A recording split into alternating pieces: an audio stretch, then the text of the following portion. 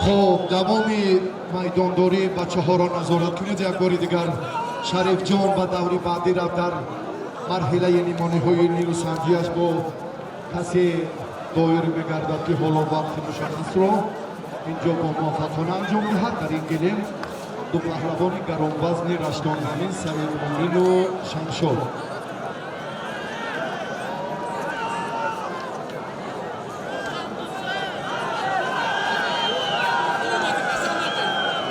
وزنی 90 کیلوگرم برای مرحله نیمانی های تیاری بینید.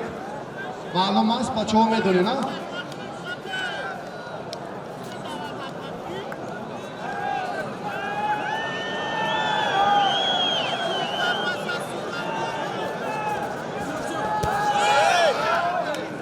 بس کنید مرحله نیمانی های